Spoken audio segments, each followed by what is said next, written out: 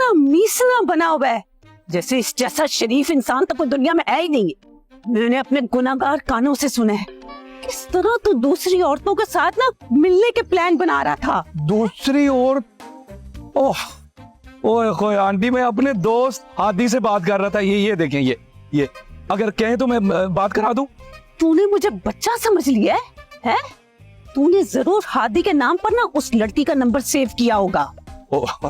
मैं अभी आपकी बात करवा देता हूँ, आपको पता चल जाएगा कि लड़की है या लड़का। हाँ, अब तू मेरी किसी हादी से बात करके मुझे बेवकूफ बनाएगा? मेरा नाम मेहरुन्निसा हयात है, किंजा हयात नहीं है। जब मैं बेवकूफ बन जाऊंगी जाके किसी और को बेवकूफ बना।